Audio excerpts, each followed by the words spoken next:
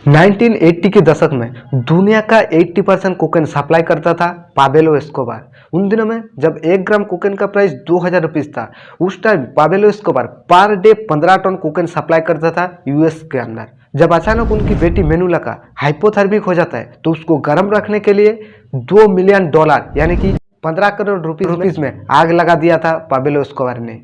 उन्होंने अपनी पैसे को बैंक में रखने की बजाय अपने ही घर की गोदाम में छुपा कर रखते थे और इस वजह से हर महीना $2 अरब यानी कि 15,000 करोड़ रुपीस नुकसान हो जाता था।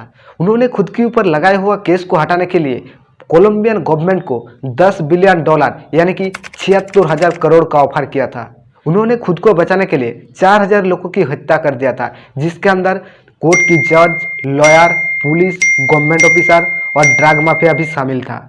कोकेन की सप्लाई करने की वजह से सिर्फ 40 साल की उम्र में ही दुनिया का 7th रिचेस्ट पर्सन बन गया था पाब्लो एस्कोबार। प्लेन की टायर के अंदर कोकेन को भर के कोकेन की तस्करी करता था एस्कोबार और पायलट को एक ऑपरेशन के लिए $4 लाख यानी अप्रोक्सीमेटली 3 करोड़ रुपीस देता था।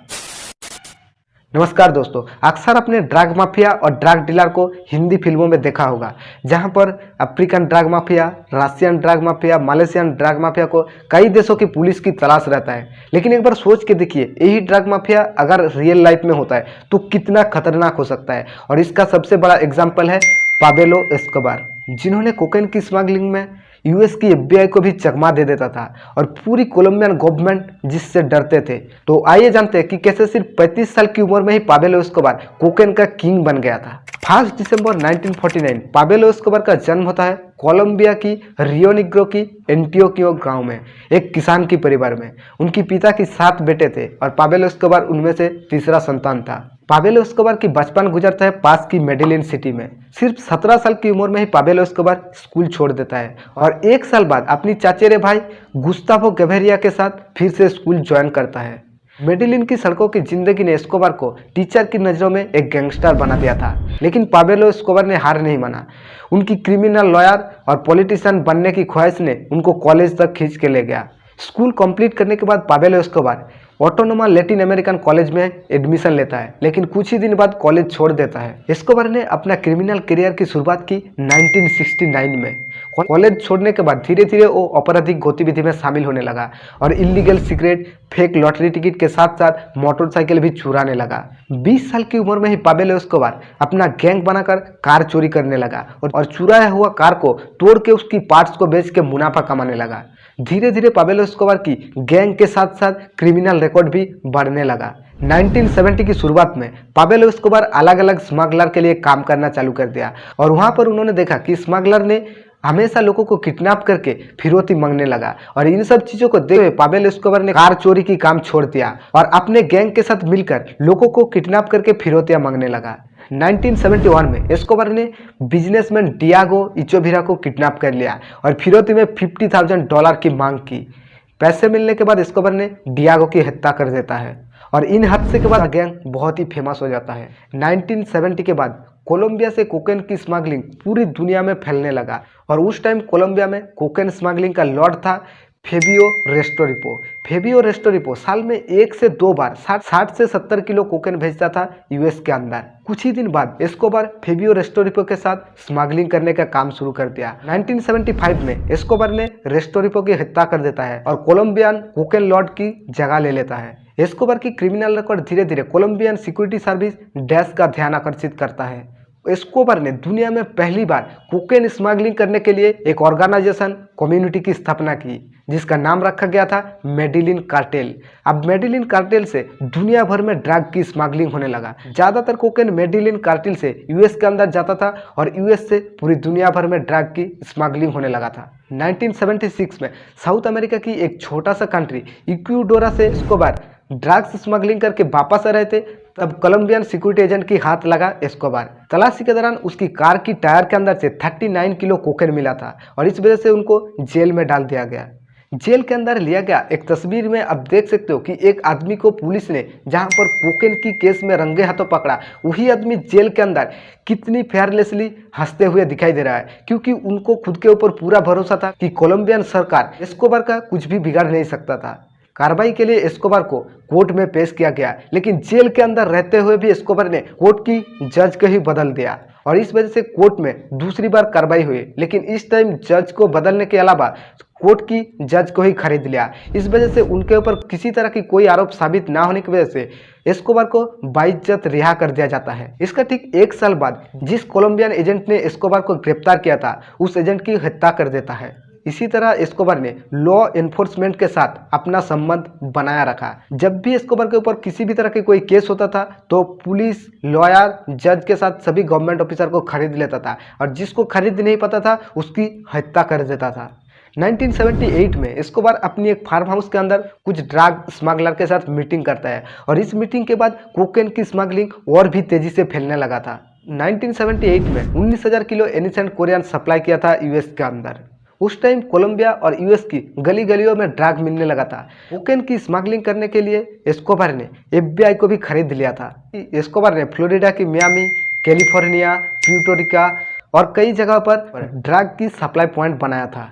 1976 से 1980 के दशक तक मेडिलिन कार्टेल से हर मंथ 70 से 80 टन कोकेन सप्लाई किया जाता था। 1980 के एंड में दुनिया का 80% कोकेन सप्लाई होता था मेडिलिन कार्टेल से। जर्नलिस्ट आयन ग्रिलो के रिपोर्ट के अनुसार एस्कोबार मेडिलिन कार्टेल से पर डे 15 टन कोकेन सप्लाई करता था यूनाइटेड स्टेट के अंदर और यूनाइटेड स्टेट से कोकेन दुनिया भर में स्मगलिंग होता था। एस्कोबार ने मेडिलिन कार्टेल की को-फाउंडर कार्लोस लेहाट के साथ मिलकर बहामा में स्मगलिंग का शिपमेंट पॉइंट बनाया और फ्लोरिडा के किनारे से 350 किलोमीटर दूर नॉर्मास आइसलैंड को खरीदा और उस आइलैंड में 1 किलोमीटर का एयर स्ट्रिप, आलीशान होटल, एयरक्राफ्ट और कोकेन रखने के लिए एक रेफ्रिजरेटर गोदाम बनाया था। एंटियोकियो में एक 2059 स्क्वायर किलोमीटर का एक लैंड खरीदा था। उस लैंड में एक आलीशान होटल, स्कल्प्ट, एक लेक और जू बनाया था। ऐसे तो एस्कोबार की कई तरह की प्रॉपर्टी थी, लेकिन उनमें से सबसे खास था बोगाटोन का हेसेंडिया पैलेस, जिस पैलेस को बनाने के लिए अप्रोक्सीमेटली $63 मिलियन का खर्चा हुआ था। जिस पैलेस के अंदर एक फुटबॉल ग्राउंड, एक एयर स्ट्रिप, टेनिस कोर्ट और एक जू था। आज हेसेंडिया नेपोल्स एक टूरिस्ट प्लेस बन गया है। कोकेन स्मगलिंग की वजह से एस्कोबार इंटरनेशनल मार्केट में धीरे धीरे फेमस हो गया। मेडेलिन कार्टेल से यूएस, मेक्सिको, डोमिनिकन रिपब्लिक, वेनेजुएल और स्पेन में कोकेन सप्लाई की चेन को मेंटेन किया जाता था। उन्होंने आसमान रूट पर कोकेन की तस्करी के लिए PA-18 सुपर क्यूब प्लेन बनाया था। इस प्लेन का आकार इतना छोटा था कि 300 फीट की दूरी पर भी ये प्लेन आसानी से लैंड करता था और प्लेन की टायर के अंदर कोकेन को भर के कोकेन की स्मगलिंग किया जाता था। एक बार कोकेन की स्मगलिंग करने के लिए पायलट को $4 लाख दिया जाता था। समुद्र में कोकेन की स्मगलिंग करने के लिए इन्होंने एक खास तरह की सबमरीन बनाया था, जिस सबमरीन को लकड़ी और ग्लास की कॉम्बिनेशन से बनाया गया था ताकि किसी तरह की कोई भी रेडार में ट्रैक ना कर पाए इस सबमरीन को। जब यूएस और कोलंबिया की गवर्नमेंट एस्कोबार को एक खतरनाक ड्रग माफिया के रूप में देखने लगा, उसी टाइम एस्कोबार मेडिलिन की लोगों के लिए हीरो बन गया था। उन्होंने मेडिलिन में रहने वाला गरीब लोगों के लिए घर बना के दिया और कई तरह की स्पोर्ट्स ग्राउंड बनाया, बच्चों की फुटबॉल टीम को स्पॉन्सरशिप देने लगा और इसी वजह से मेडिलिन के लोग उन्हें रॉबिन हुड के नाम से बुलाते थे। जब कोलंबियन सरकार बहुत ही कर्जे में था, उस टाइम पावेलो एस्कोबार ने कोलंबियन सरकार को एक प्रपोजल भेजा कि अगर सरकार उनके ऊपर लगाए हुआ आरोप को हटा देता है तो पावेलो एस्कोबार कोलंबियन गवर्नमेंट की इंटरनेशनल कर्ज को पे करने के लिए तैयार है। उन्होंने सरकार को $10 अरब यानी कि 76,000 करोड़ रुपीस का ऑफर किया था। कोकेन से कमाए हुआ पैसे को एस्कोबार बैंक में रखने की बजाय अपने ही घर की गोदाम में छुपा कर रखते थे और इस वजह से हर महीना $2 अरब यानी कि 15,000 करोड़ रुपीस या तो फिर पानी में भीग के या फिर चूहों की काटने की वजह से नुकसान हो जाता था। उनकी बेटे जुआन पावेलो ने एक इंटरव्यू में कहा कि जब वो लोग मेडिलिन माउंटेन में रहते थे तब अचानक एस्कोबार की बेटी मेनुलिया का हाइपोथर्मिक हो जाता है और उसको गर्म रखने के लिए एस्कोबार ने $2 मिलियन यानी कि 15 करोड़ रुपीस में आग लगा देता है। पावेलो एस्कोबार हर महीने $2,500 यानी कि 1,90,000 रुपीस का रबर बैंड इस्तेमाल करता था। उस रबर बैंड को पैसे और कोकेन की डॉक्यूमेंट बांधने के लिए इस्तेमाल किया जाता था। एस्कोबार की मेडिलिन कार्टेल में 7.5 लाख लोग काम करते थे। पावेलो एस्कोबार 1982 की कोलंबियन पार्लियामेंट्री चुनाव में खड़ा हुआ, लेकिन यूएस और कोलंबियन सरकार ने पावेलो एस्कोबार की पॉलिटिकल करियर शुरुआत होने से पहले खत्म कर दिया और पावेलो एस्कोबार को गिरफ्तार करने के लिए दबाव डालना शुरू किया और इसी वजह से पावेलो एस्कोबार ने बदले की स्वरूप कोलंबिया की डैश बिल्डिंग पर बम ब्लास्ट कर देता है। डैश बिल्डिंग यानी Colombian administrative department of security building. 6 दिसंबर 1989 एक कार के अंदर 500 किलो की डिनामाइट टाइम बम फिट करके उस टाइम बम को ऑटोमोबाइल के साथ डिटोनेट करके डैश बिल्डिंग के पास पार्किंग कर दिया। सुबह की 7:30 पर बम ब्लास्ट हो जाता है और उस ब्लास्ट में 63 लोग मारे जाते हैं और 2248 लोग घायल हो जाते हैं। कोकेन स्मगलिंग की वजह से सिर्फ 38 साल की उम्र में दुनिया की अमीर इंसानों की लिस्ट में शामिल हो गया था पाब्लो एस्कोबार। 1987 से 1993 तक 7 साल दुनिया की अमीर इंसान की लिस्ट में शामिल था पाब्लो एस्कोबार। 1989 में दुनिया का 7th रिचेस्ट पर्सन था पाब्लो एस्कोबार। पुलिस ऑफिसर, जज, लॉयर, गवर्नमेंट ऑफिसर और ड्रग माफिया को मिलाकर कुल 4000 लोगों की हत्या किया था पाब्लो एस्कोबार ने। 1991 में पाब्लो एस्कोबार कोलंबियन पुलिस के सामने आत्मसमर्पण कर लेता है, लेकिन वहां पर एक शर्त रखा जाता है कि पाब्लो एस्कोबार अपना ही बनाया हुआ जेल के अंदर कैद रहेगा। उन्होंने खुद के लिए ला कैथेड्रा जेल बनाया और खुद का ही बनाया हुआ जेल में कैद था पाब्लो एस्कोबार। उस जेल के अंदर सभी तरह की सुख सुविधाएं थी, कैसीनो से लेकर टेनिस कोर्ट तक। 1 साल बाद पाब्लो एस्कोबार ला कैथेड्रा से फरार हो जाता है। 1 दिसंबर 1992 पाब्लो एस्कोबार अपना 44 बर्थडे सेलिब्रेट करता है और यही बर्थडे उनकी जिंदगी का आखिरी बर्थडे था। अगला दिन 2 दिसंबर 1992 कोलंबियन पुलिस की शूटआउट में पाब्लो एस्कोबार की मौत हो जाती है। उनकी मरने के बाद मेडिलिन की जिस लोगों के लिए उन्होंने घर बना के दिया था, उनमें से 25,000 लोग आए थे उनके अंतिम संस्कार पर। उनकी मरने के बाद उनकी कुल संपत्ति थी 1992 में $30 अरब, यानी कि आज की डेट में उस संपत्ति $64 अरब होता, यानी कि 4,50,000 करोड़ इंडियन रुपीज। उम्मीद करता हूँ वीडियो इन्फॉर्मेटिव लगा। Thank you so much. Wish you all the best.